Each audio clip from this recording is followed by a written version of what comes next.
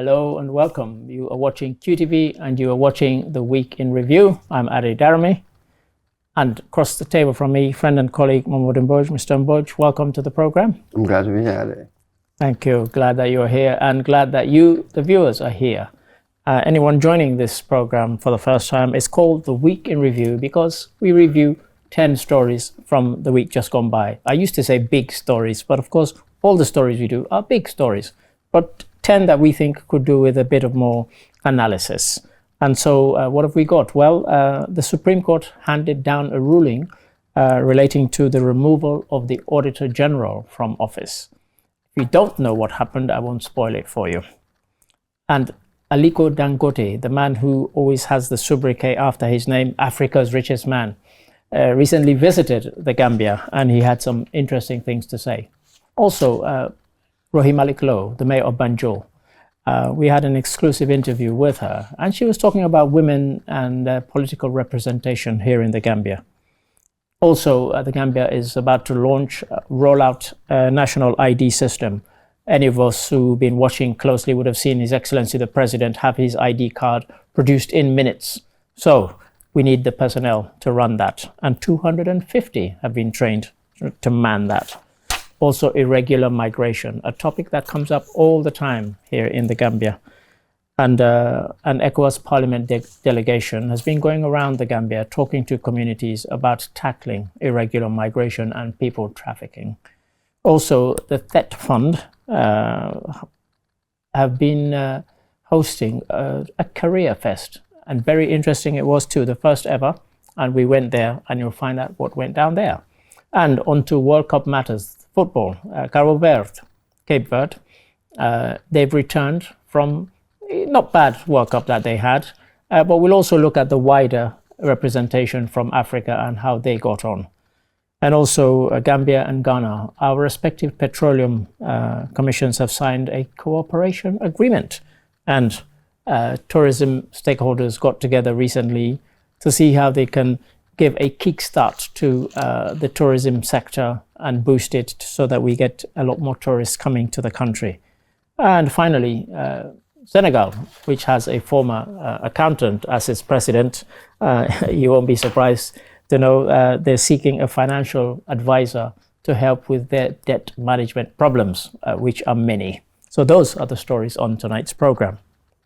So first one I mentioned is the first one we'll start with. The Supreme Court handed down a ruling regarding the removal of the Auditor General from office. Here's some of what went down. Have a look, have a listen. On the 7th of July 2026, in a ruling delivered by Justice Omar Momodu Musa Njai on behalf of a panel of judges, the Supreme Court stated that the forceful removal of Modus Cisse from office on September 15, 2025 was a violation of the Gambia's 1997 constitution. Justice Njai ruled that the removal of the former Auditor General also contravened Section 158 of the Constitution of the Gambia, which stipulates that a person holding the office of Auditor General can only be removed for reasons such as inability to perform official duties due to physical or mental incapacity, misconduct, or incompetence. The APEC court also ordered the government of the Gambia to pay Cisse's salary and allowances until his appointment was scheduled to end, amongst other orders. Well, I believe 4 million is a substantial amount of money, but on the circumstances, on the particular facts of this case, it is not enough money. Yes, the IGP needs to understand that he's not in that office for the president, for any president.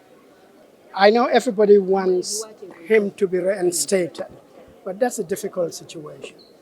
Remember, if you are in the domestic environment, somebody is working for you and you are not in a good relationship, you're living in the same house, it's very difficult. So the Auditor General works very closely with the government departments, the presidency. So we know that practically it would be impossible. Mr. Mboj, we had the lawyer Lamin J. Dabo. I say that very, very deliberately because when I dared to refer to him as Lawyer Dabo, somebody said, "What? He was represented by the UDP leader?" I said, "No, he wasn't. He was represented by Lamin J. Dabo." You know, the case our colleague there mentioned, Section 158 of the Constitution, 1997 Constitution, I think subsection 5, very clear cut, and yet the case went. But this case had a lot of interest because people wanted to see whether they would win. And yet, it's not as cut and dried as a win, is it? Because some people are not satisfied that, yes, he got something, but he didn't get reinstatement. What was your take on it? Yes, that was an interesting one. But again, remember, we had discussed it some time back.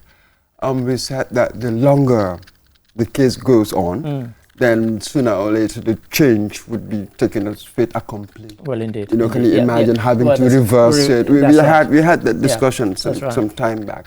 So this is an interesting case.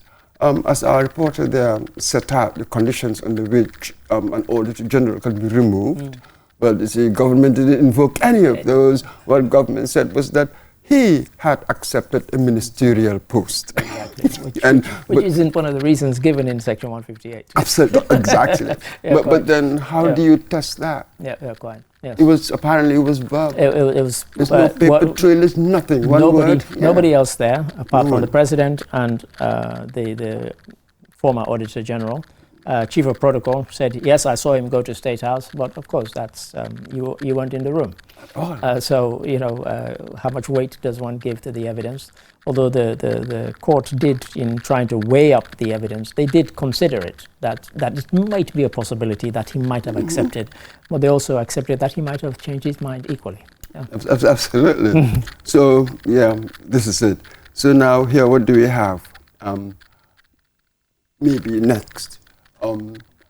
What Mr. Dabo said there, that they had to strike a balance between a remedy, legal remedy, and practical governance issues. This is the reality of practical I like the analogy governance. he used about the divorce, you know, forcing people who are divorced to stay together, as it were. Yes, there's nothing to be gained from it.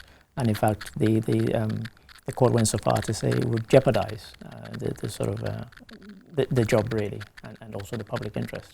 Yeah. Absolutely. Yeah. So now that's done. Was the compensation enough? I don't know, 4 million. That's right. And payment of salary and allowances until the end of his contract. Until the end of his contract, which is 20 to 35. Yes. And when I spoke to the lawyer, this is lawyer, Lamin J. Dabo, I spoke to him. Yes. So this is sort of reasonably satisfied. They just wanted to make the point. Well, that was really the key. That it was unconstitutional. It was unconstitutional. Yeah, quite. So now what does it mean then for future decisions regarding holders of independent public offices? Yeah, sure. Political interference. Would this sort of put a check to future behavior? That's one. Yeah. Yeah. Yeah, well, I was going to say, you wonder whether either it will put a check, or when they come to do it, they will see whether they can find a reason that fits with the Constitution. One isn't saying they're going to manufacture anything, but obviously the court is quite clear.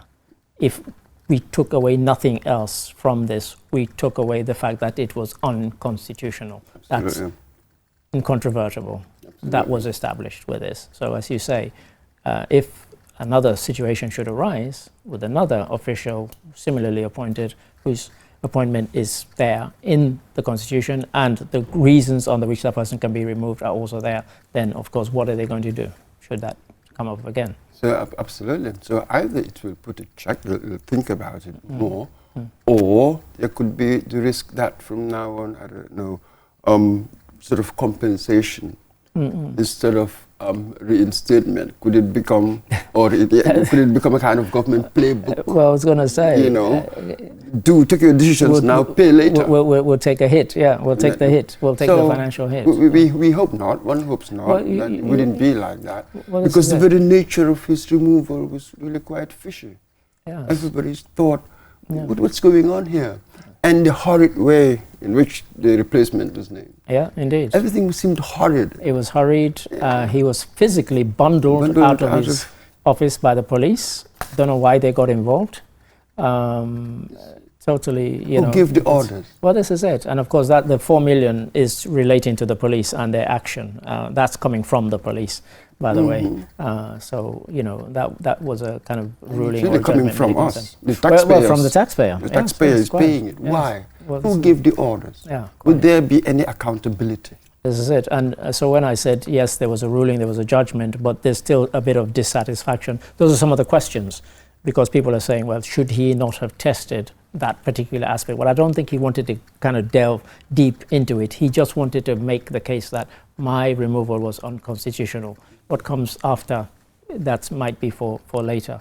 But, at least he's established the unconstitutionality of his removal. No, absolutely. We've got all it all on record, and that is really what is important here. So we will see, at least from a broader perspective, democratic institutions seem pretty okay, at least with the courts. We're having these decisions. People will tell you that governments, they'll try all sorts of things. But it's important that the institutions hold their own. Indeed. They hold their ground. That's right. I think from that angle, the Gambia institutions come out quite well in this. Indeed. But the government, would there be any political fallout? You know what I mean? Yeah. You wonder, yes, you would be, Caesar hasn't got his reinstatement granted, you've had what you wanted. Yet, the nature of the way you did it, what would be the political fallout? One should think about all of these things. Food for thought, even with the judgment. Thank you for that, Mr. Mbodj. Story number 2, I mentioned at the top there, Aliko Dangote, the Nigerian tycoon, one has to call him. He was here for the African Caucus 2026, which was held over 3 days here in the Gambia, sponsored by QCell. And he gave a speech which had everybody hanging on his every word. Here's some of what he said. Foreign investment is valuable, but domestic investment is indispensable.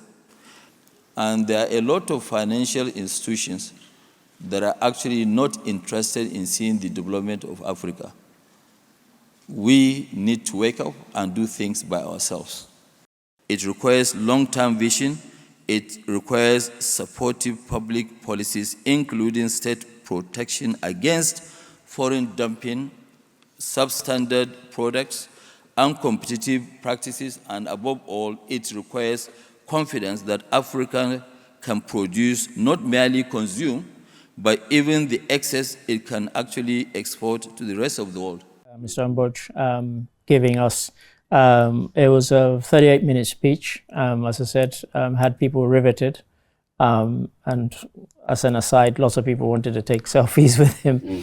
They might not get in the same room as him again. But nonetheless, he gave us some food for thought in some of what he said. And in a way, it wasn't just talk or empty rhetoric, because he did announce afterwards a 2 billion investment here in the Gambia, as well as grander investment.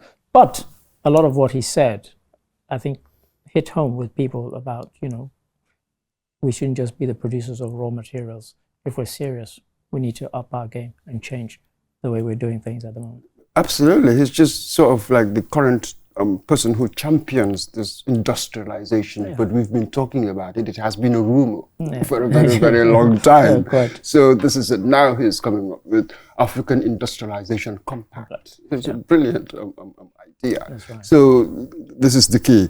And intra-Africa trade, isn't it, amongst ourselves? It's so small. It is so small. It is unbelievable. So for him, this is it. Industrialization, intra-Africa trade, and action. Let's move away from potential to actual. We've been using potential for God knows how long as well. When are we going to get the actual? Well, this is it. And so, as you know, with the internet these days, you could ask it a question such as, how many conferences and summits has Mr. Dangote spoken at over the last 3 years? And it's something like 70. So I think the message I got from him was that he's fed up of going to these places and just hearing people talk and more talks. We need to move from that to action and okay, what are the practical ways? So he didn't just say, oh, I'm criticizing what we're doing. He came up with suggestions, he came up with solutions, and of course, as I said, one of the practical solutions is the investment that he's planning to make here in the Gambia.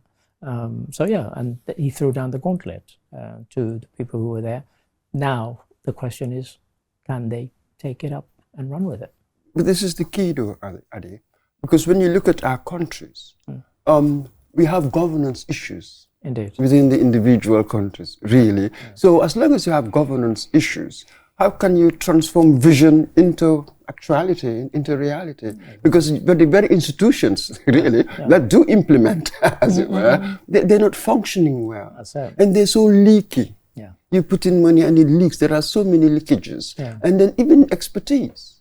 You know what I mean? Most of a good number of our brightest, our best, they're all outside. Let us be honest with that. Really. So how do you make it attractive? How do you bring back the top people and then they're running institutions well? Yeah. As he said, we can turn things in 5 years. We can turn it into paradise. That it is true.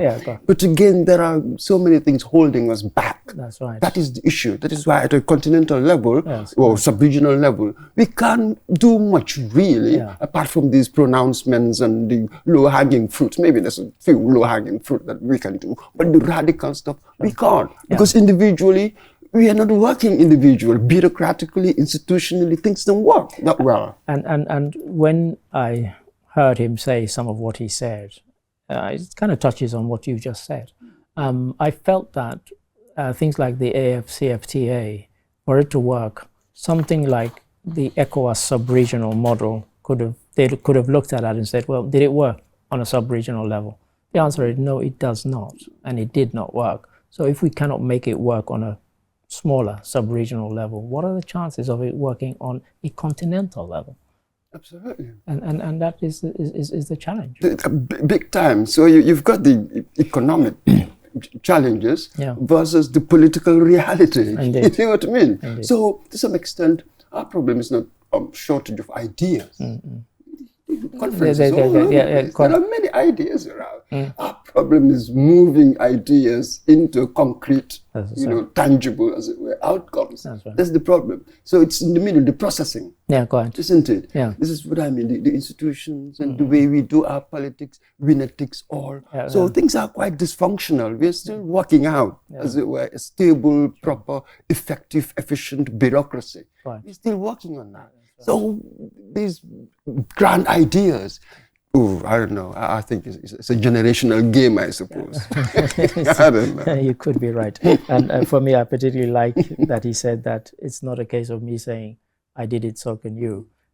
Let me tell you how you too can do it. Absolutely. And I thought that was brilliant. Well, thank you for that, Mr. Ambush. Thank you. Story number 3, Rohi Malik Lowe, the mayor of Banjul. She sat down with us for an exclusive interview with our colleague Usman Jatta. And she had a lot to say about, and she was advocating for greater female representation in our politics, something that is sorely missing. Is some of what she had to say.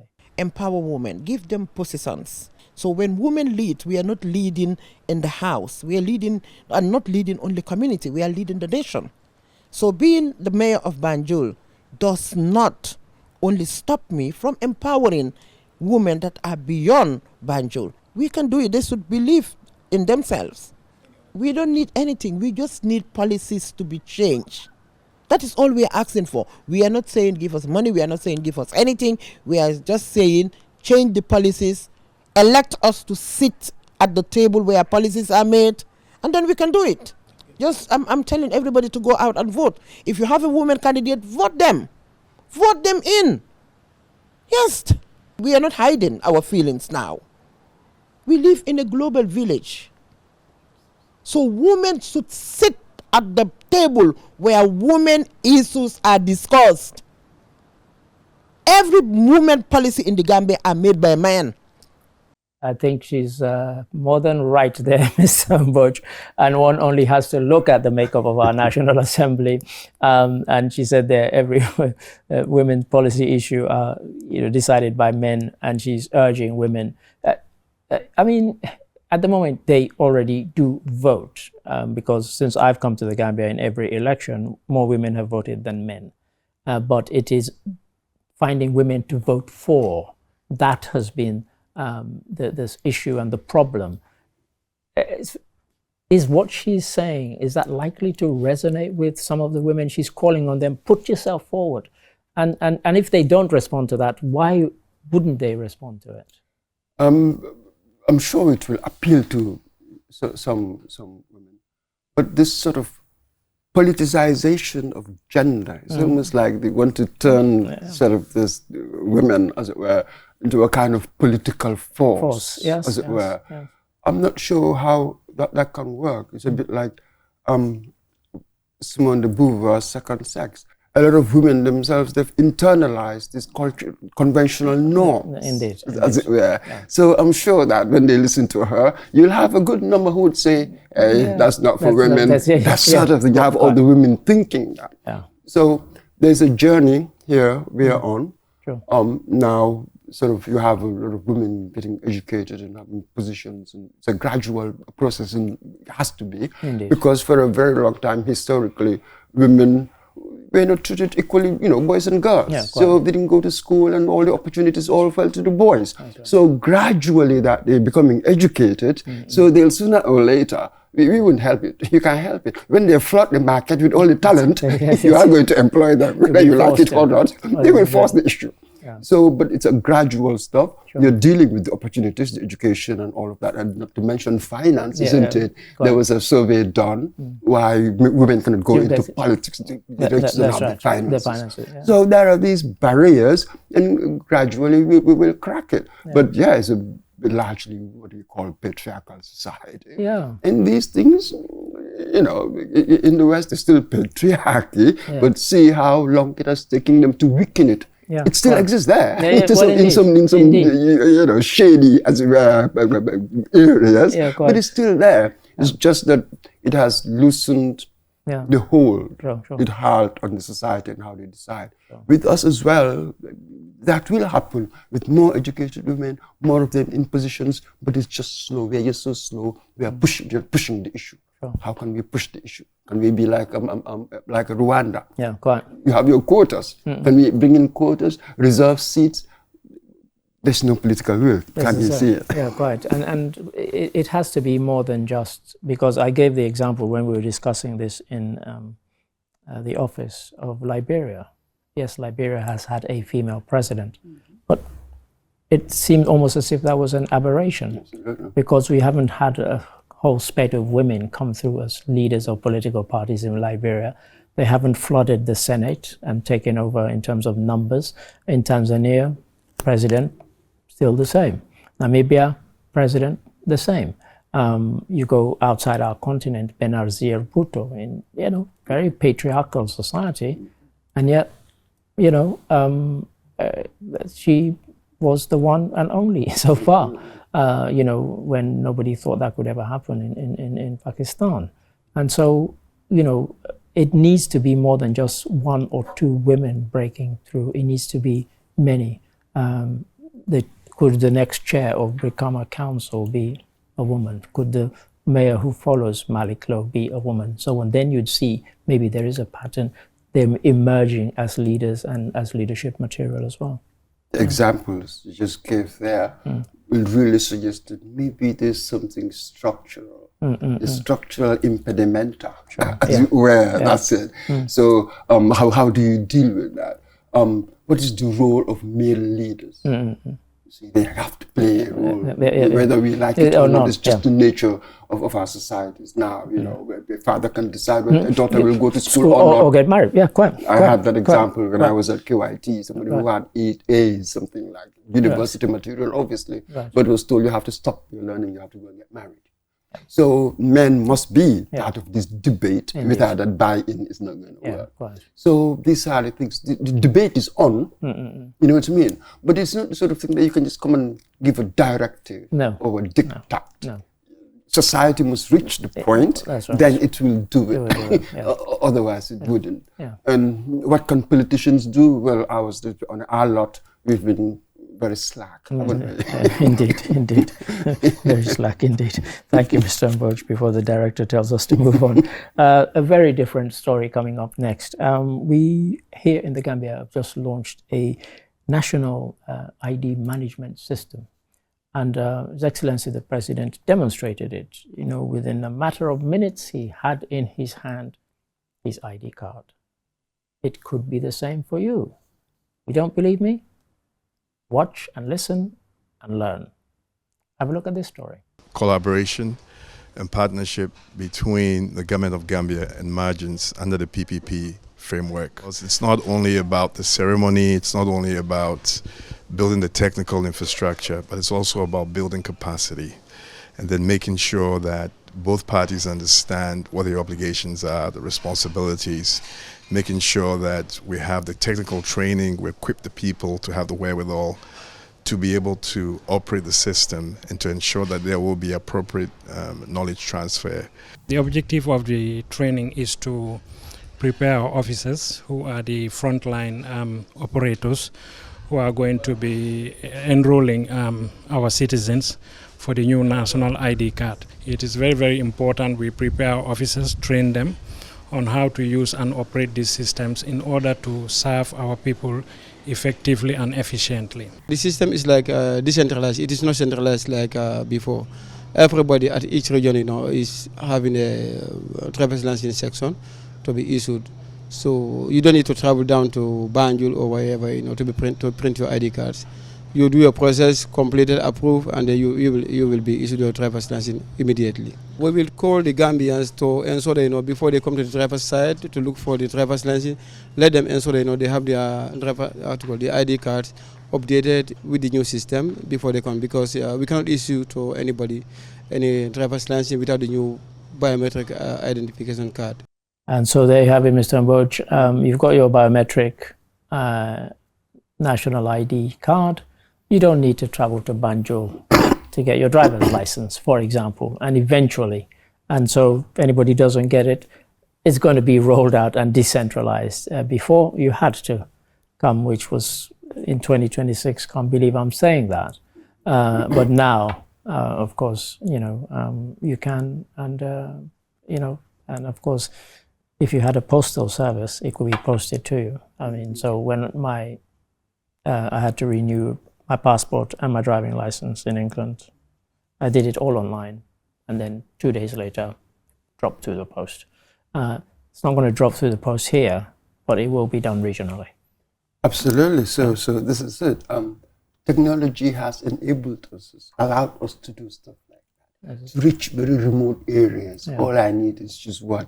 Light, and I can connect to the internet. Then you can do anything. Yeah, so we're just responding to that, and as government should. Yeah. Exactly. There should be a place in Basse, Kerewan, anywhere else with these big towns at least. You cannot have it in every village and stuff like that. Right. But the nearest big town, you can just go there and have these services delivered. This is the significant thing about this. Sure. Improved service delivery within it, and even security. Just security is all a part of it, and making services more efficient. So absolutely. Yeah, I think, as I said, bring it on. As I said, when His Excellency the President went and had his ID card done, it was done in a matter of minutes, and they were telling us that this will be the same for every citizen. We wait and see whether that will be the case. And if anybody doesn't know how problematic the system had been, they just needed to have gone there maybe a couple of 3 months back. You had all these middlemen and middlewomen who would take your stuff from you and process it for you. You stand outside in the sun or whatever, waiting for them, and they'd go do their magic, and then they'd come back and they'll tell you, oh, here's your receipt, come back in 3 weeks. One of our colleagues has been waiting for his passport for 3.5 months. So yes, I've said it on record. And if you dispute that, come and I'll get you to talk to the particular person. But all of these things, we are now told, will be speeded up. And so we wait and see. Because as I said, when we did the thing and we discussed it on this morning, I said, yes, it's fine. They'll do it for His Excellency the President. But will they do it for Mr. Lamin Camara of, Latrikunda within the same time frame? We have to wait and see whether that is what happens. Yes, you expect that they would do it for everybody. Yeah. So that's removing the so-called middleman. Every sector you go to, you have these middle shady people. Give them some money, then you'll get service. Speeded up service. Speeded up service. So this is the key. How do we remove these people from accessing services? Really, why do we need somebody interceding on my behalf? So that sort of thing. The equipment, the technology gives us the opportunity to do so, doesn't it? That's right. Yes. So how well we implement, that's another factor as well. But certainly the technology is there for us to do these things. And just quickly, in terms of technology and the kind of digitization of it, now, of course, you can even pay for it. So you don't have to start saying, and you get your receipt generated or a code generated. You do it all online. You go to GovPay, and it's simple. I mean, I did my ID card and my driving license. I sat at my desk, and I paid, and you go and you get it, and you take that. That's what you take, So So you just want people who run the system, be good managers. Indeed. Be a good manager. And so the 250 who are being trained, we're told, they're being brought up to capacity so they can run it efficiently and properly. And we'll wait and see. Time will tell. 6 months or a year's time from now. That's it. And I'm sure as registration expands, we'll need more people. We all know that. This is just a good, strong start. There's one. And also they have to build public trust, data protection. Indeed. That is a huge issue Big thing with me. So this is it. That's how you build trust, and how do we have safeguards? Well, indeed. So that our data will be protected and be used for the reasons, for legitimate reasons. I was going to say, because it would just be boring if the new data protection and data privacy laws that we brought here in the Gambia, we've adopted from Britain, and we haven't adapted them, so they're the same. So if I give my personal details to any government department, they can only use it for the reasons that I've given it. Exactly. So whether I want another service from another government, I have to give that. Unless you had built in the consent where it says, tick this box and I can share it with another government department because I want to apply for a driving license or a residence permit or whatever the case may be. So those are ones that we have to take into consideration as well. Absolutely. We need protection. What is it now? They call data the new gold. And we see how around the world data is being stolen, being used for all sorts of things. We know the dangers now we face with this is it. And if one, just to go outside of the Gambia, the whole thing with Kenya and the deal that they were trying to do in America, the reason it collapsed is because people objected to the fact that the Americans were saying, A, you have to only deal with American companies, and B, you have to give all the data of the people who are accessing these medical services. So it's See why we need to keep our own data. That's right. Needing our own data centers, keeping our own data for that. Otherwise, you take your data outside. You open yourself up for abuse, for all sorts of things. You make it easy. For others to do things. Indeed. Thank you for that. Story number 5, which will also take us to the midway point in terms of stories and a break. Irregular migration is a matter that comes up all the time. And so there's recently been a delegation from the ECOWAS Parliament here in the Gambia. And they've been going around to certain communities, speaking to those communities. It's not that these communities don't know about the dangers. We all do. But they've been trying to kind of raise awareness and ram home the point, because it has reached a kind of almost an epidemic proportion here in this West African sub-region. And so here's some of what they talked about when they went to some of the communities. Working on this journey was something that I never dreamed of, and then it was just a peer influence that I have to take the journey, and also it was a family pressure. So combining these two forced me to use this backway journey. But it's far from the reality, because the experience that I got there, it feels like it does not worth it, because I experienced human rights violation, I experienced kidnapping, I experienced people being dead in my presence. So these are all experiences that I enjoyed in this backway journey. There was a boy who made mention of they were making these petty businesses on the roads, and there are a lot of people who were benefiting from it. During the operation Clear the Road, they cleared everything and they were not giving anything. So those are kind of things that would encourage illegal migration. So I think the government should come in and then make sure they help the boys and then give them something that they can rely on. And I want to promise you, every contribution are taken into account. And we shall lay this report before the ECOWAS Parliament, where you have 12 member countries that will be debating on the outcome of citizen engagement in the Gambia. And so they're taking this across 12 countries of ECOWAS. Before anybody tells me there are 15, no, there aren't. 3 people have withdrawn. 3 states have withdrawn. So the 12 that haven't withdrawn from ECOWAS, they're visiting all of them, because all of them, to a greater or lesser extent, have this kind of matter to deal with. Irregular migration. The chap there called it illegal. Apparently we're not allowed to call it that anymore.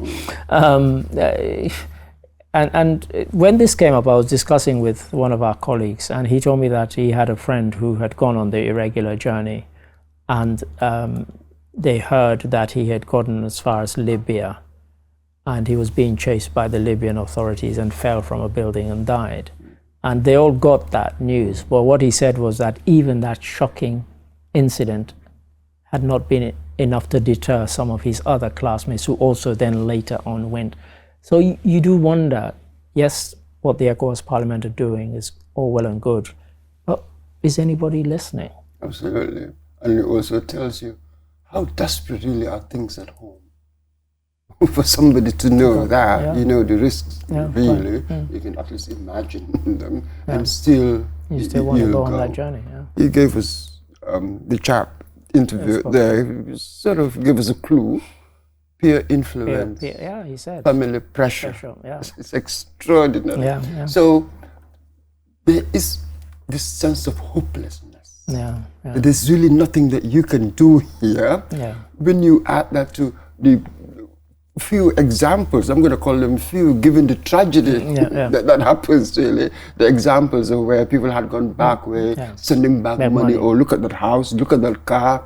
These are the inducements out there. So you have this combination of things, and right now, you cannot use reason anymore. I know. You really cannot use reason, because sort of, I'm not sure what kind of warped logic got them to think that they should go, they should use the back way. But you really cannot use proper reasoning now. So what you have, well, it's a regional issue. All of ECOWAS, really. How do you pool efforts together? Deterrence in the shorter term. How do you make it difficult? How do you get this sort of intelligence unit within, so that you can penetrate these traffickers? Exactly. They're the ones making the money. Yeah, the ones making money. How do you patrol the seas? And then the sentences and the courts. Once you come with that kind of structure of deterrence, then the other bits, the longer term issue, we have to provide employment for youth. See, that's it. You have to make the condition livable. This crisis of habitation. The Kenyan historians been writing about this since 1979. You know, so this is the key. How do you deal with it? The short-term strategy, you've got to have that, because they keep on going. And of course, the longer-term goal, we all understand. How would one sort of segue into the other in time, I suppose? Yes, a difficult one, But thank you for that, Mr. Mboj. And that takes us nicely to a break. And after the break, do not go away. Why? Because we will have 5 more stories for you. Join us after this break. Welcome back. You are watching QTV, and you are watching The Week in Review. And as I was in the first half of the program, I'm Adi Darami. And as he was in the first half of the program, he is Mr. Momodu Mboj. Mr. Mboj, thank you for your interjections so far. My pleasure. Thank you. And now, last weekend, I went to a really, really excellent career fest. And it was organized by the Tertiary and Higher Education Trust Fund, THET Fund, in conjunction with the Ministry of Higher Education and other partners. And very good it was too. Here's some of what we found. The event brings together government institutions, employers, universities, TVET institutions, development partners and entrepreneurs to help young people explore career and business opportunities. As a ministry, we recognize that preparing young people for the future requires more than quality education. It also requires strong partnerships, relevant skills, innovation, entrepreneurship, and closer collaboration between our education system and the world of work. If each one of you have that objective that I want to change the lives of my siblings, the life of my neighbors, the life of my friends, the life of my village, the life of my town, my country. You will do it because I've done it. I didn't know what to expect when I was coming here. When I received the email and I saw 1,300 plus, I thought that was a really huge amount of people. But then it really felt satisfying. It felt like it was really necessary for some of us. Actually, my first time attending something like this, and I felt like it made me step out of my comfort zone. So I really learned a lot, and I connected with not all, but few people, important people. Mr. Mboj, I mentioned there that I attended, and the only complaint I had was that it was really hot. But that had nothing to do with the organizers.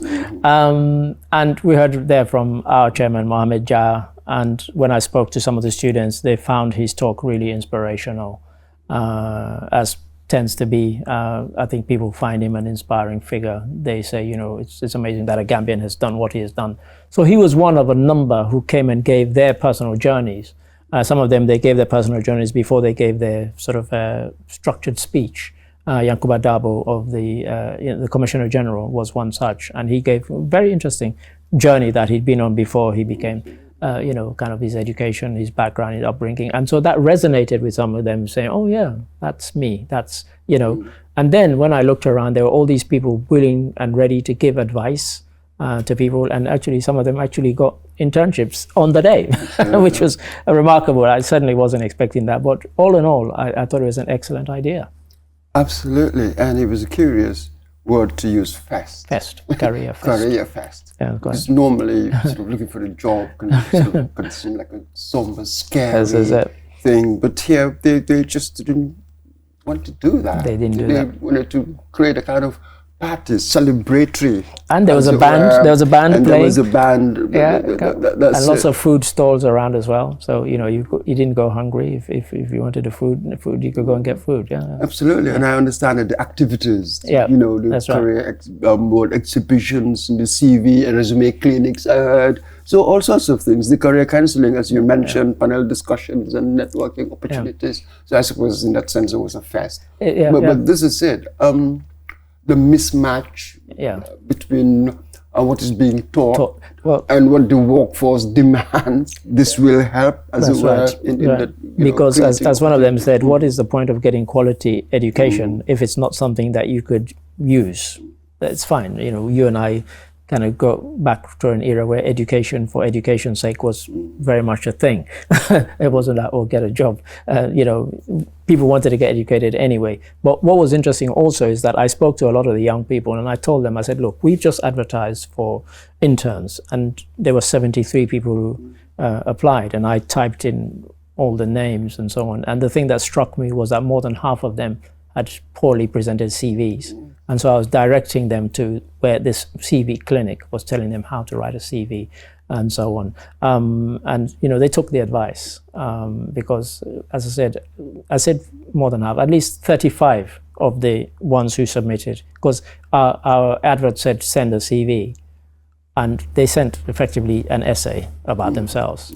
That's not a CV. Yeah, of course. And so I thought, but the other thing that struck me, and when I talked to them there, I said, and when we talked to people from the THET Fund, was that when I went to England in 1970, every school had a career guidance officer, every secondary school. And of course, we don't have that here. So Career Fest really, I don't know, we're bigging it up and so on, but it really was. Over 1,300 people were there, and it was excellent. Absolutely, and we'll need possibly these collaborations between government, academia, and industry to bring them all together. Well, of course, the key message that everybody has been selling really is that education should prepare students for the workforce. Obviously, that's a very contentious issue. Education is much bigger than that. Than really to get work. Just to get work, That is why the civil space is not working. We are not focusing on that, seeing it as part of education. It's about getting skills, no doubt about that, but it's also about getting values. Well, indeed. Without the values, the nation will not benefit anything.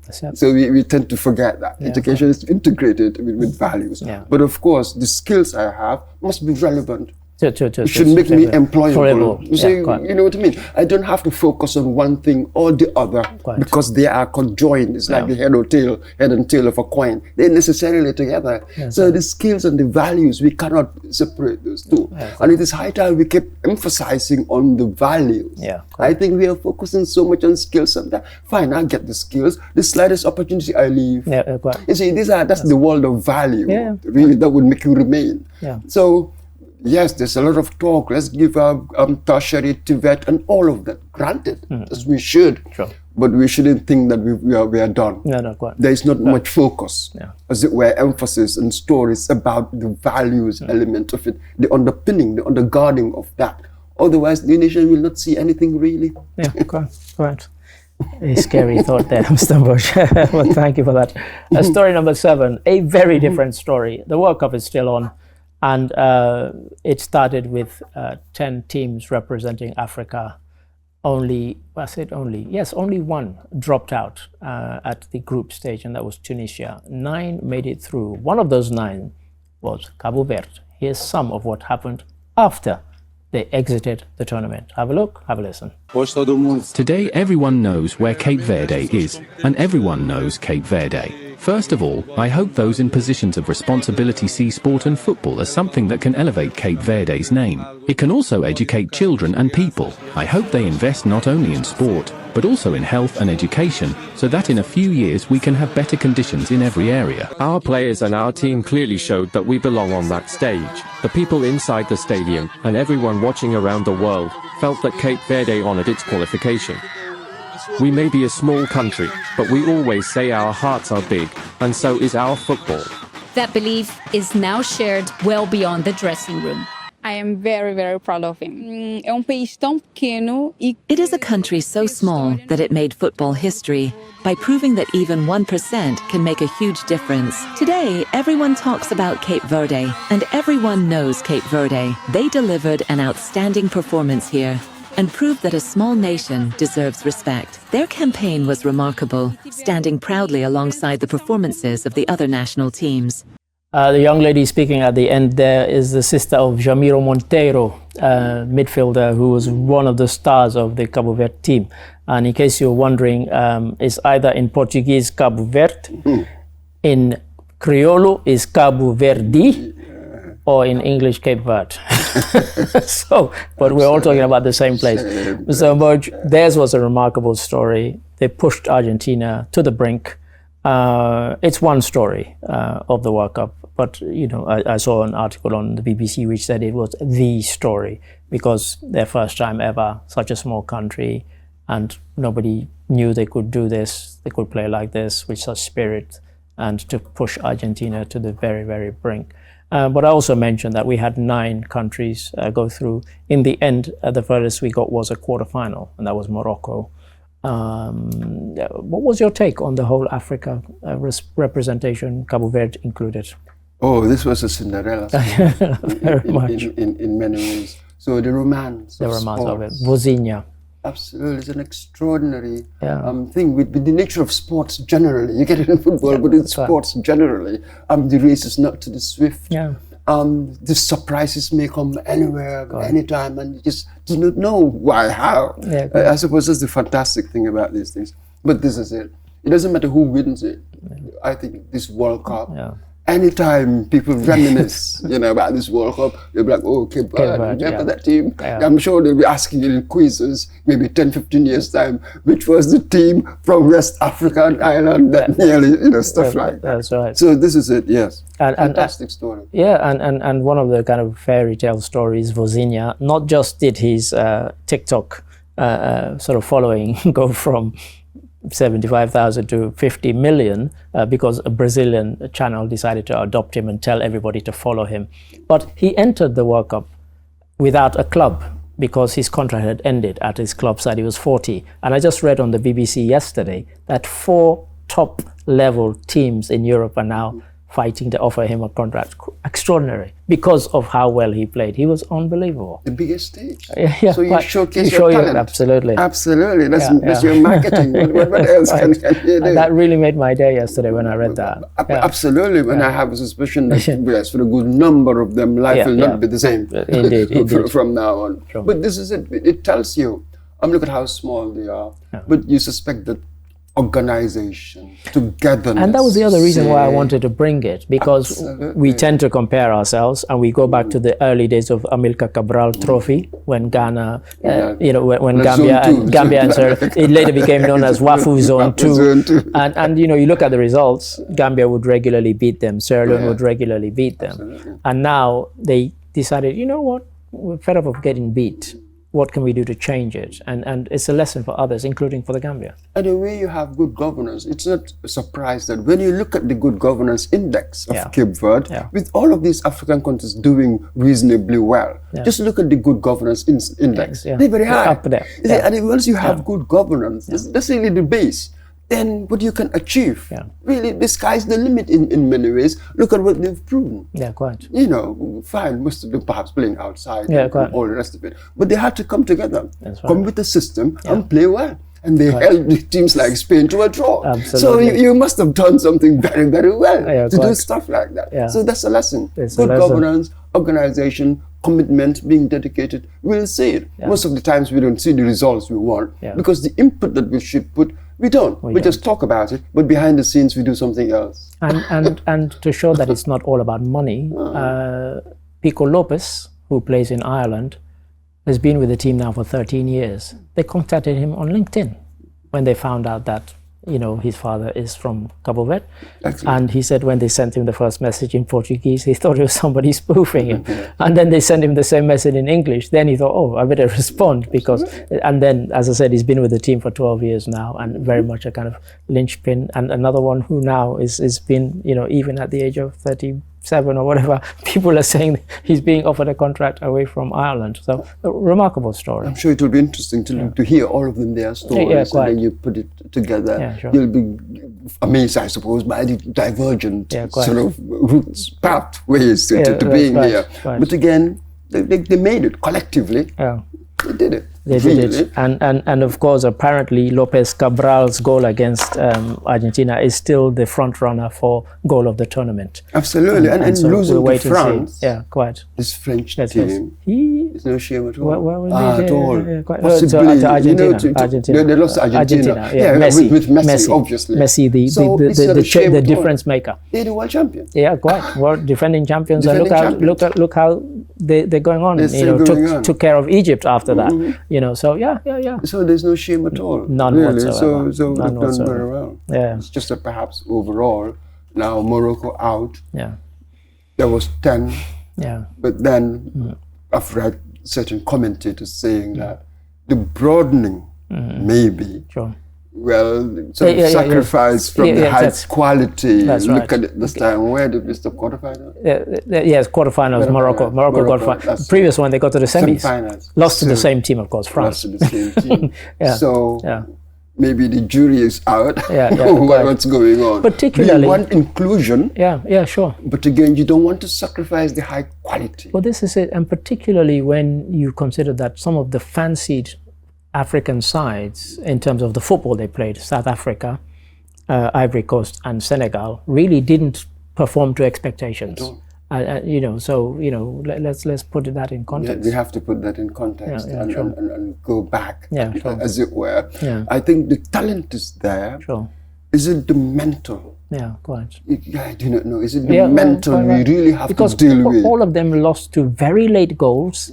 When they were leading, in most cases, apart from Cabo Verde, who came back to equalize twice, and then ended up losing. But the others, they were leading and ended up going out to very late. What happened? That's it. Possibly after this World Cup, you'll have analysts sort of writing, analyzing all sorts of things. And we see what's going on. Yes. When are we going to take the World Cup?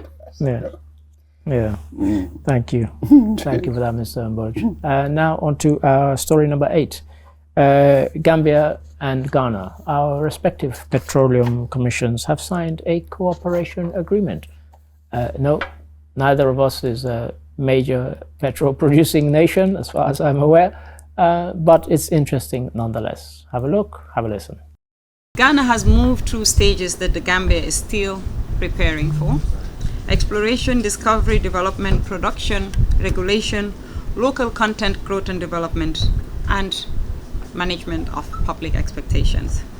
These experiences carry lessons that are directly relevant to our own journey.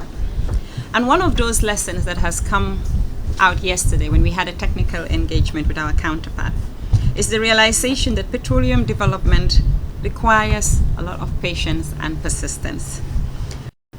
Cooperation with sister African institutions matters a lot. Too often, African countries look for outside validation, look outside the continent for models, advice, and lessons that are always readily available. Our contexts may always differ, but our constraints, our ambitions, and our institutional questions are shared. The Gambia, as an emerging petroleum jurisdiction, recognizes that building strong institutions is just as important as discovering petroleum resources. Our vision is to establish a transparent, accountable, and efficient petroleum sector that delivers lasting benefits to the Gambian people. Achieving that vision requires learning from those who have successfully walked through this path before us. One of those who walked through the path is Ghana, of course. Mr. Mboj, I did throw down the sort of discussion with one of our colleagues. Do you think that we're doing this now that our neighbor is an oil-producing country, that we think, let's not miss a chance here? You know, just kind of being slightly mischievous there. And it did make me wonder whether that was what is driving us to do, as, you know, they said, you know, Ghana have already been through this path and successfully so. Yeah. Absolutely, the exploratory aspect, isn't it? Yeah, this is the yes. And then, of course, yes, you go to someone who's got more experience than you through collaboration and that sort of thing. So, yes, we've been talking, we said something like that earlier. Interact, trade, communication, collaboration amongst ourselves. Obviously, that's how it will work. Share best practice, that's sharing knowledge, and that sort of thing, and helping each other pull, as it were, move forward. Sure. So good thing to have. Yes, a good thing to have. So now, I don't know, when will technical stuff begin? Exactly. This is the key, agreeing on all sorts of things when it comes to implementation, especially with these bilateral or multilateral agreements. Yeah. So this is when will that begin? What's the plan? That's the plan, and that is the question, in fact, yes. So we wait and see, and Gambia takes its place in the petroleum sector. Yes. And how would success be measured? Indeed. You need to have these indicators. It will be interesting to see, thinking about it later, how would success be measured? What would be the key indicators of success in the coming years? Yes, indeed. Yes, wait and see that Senegal decides to send half of its petroleum to Gambia to be processed, perhaps. But on a more serious note, thank you for that, Mr. Mboj. More serious note, story number 9, tourism sector, very significant sector here in the Gambia. And they've recently gathered together stakeholders from around the country, people who have hotels, guest houses, restaurants, clubs that kind of cater to tourists, and say, you know, what do we need to do to improve the tourism sector? Have a look, have a listen. We cannot achieve our ambitions and goals in isolation.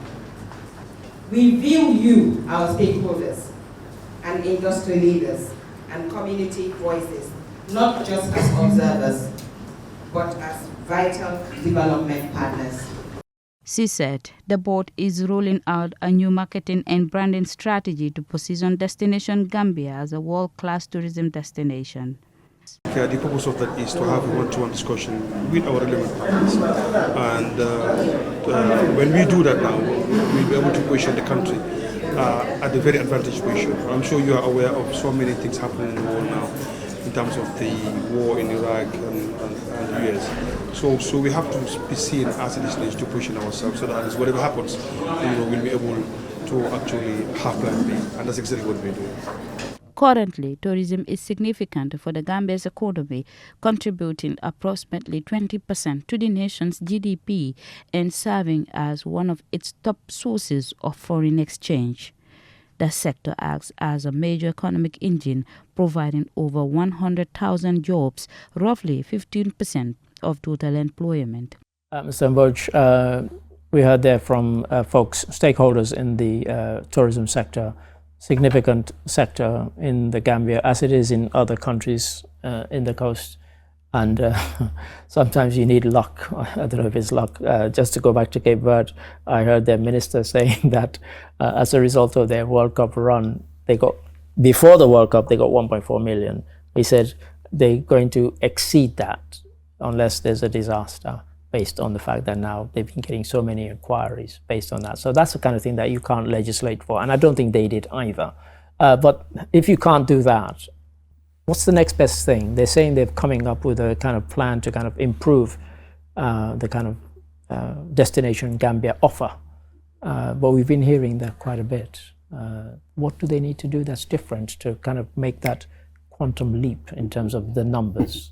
It's a numbers game. It's a numbers game. And I suspect that with Cape Verde, for the coming years, isn't it just this year? Yeah. That's it. It's gone because this story will keep on spreading, yeah. And people will be planning, I need to go and visit this in 2 years' time. I'll save up for it. So possibly in 2 or 3 years' time, they'll still be milking it. Enjoying this. So that's it. It's important that we really have an honest discussion about these things. Yeah, go ahead. So far still, all statistics will tell you, most tourists come here for sunsea and sand. Indeed, exactly. Indeed, yeah. Efforts at ecotourism, efforts at heritage tourism. There are all sorts of names for it. Well, so far it's just the talking. Yeah, go ahead. So we'll see where the talking will lead. Yeah, indeed. The other day I went to Tanje Creek. Okay. Creek. So we just sort of near where they do the kayaking. Yes, I think near where they do the kayaking. Just going through the creek and all the winding waterway. Interesting. But then I saw a few abandoned buildings. Then the person who was with us, our guide, was saying, that was an eco lodge. Wanted to bring that idea. That's right. Yes. But now abandoned. Yeah. So how many of these things are begun?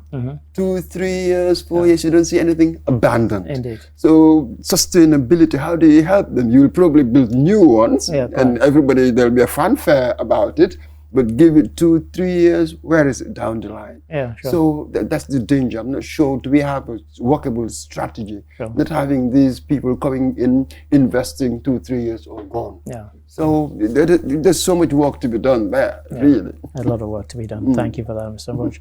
And now we go to story number 10, our final story. And Senegal, IMF, World Bank pressures have probably directly led to the fracturing of the PASTEF romance or bromance. And now they're seeking a financial advisor. Have a look, have a listen.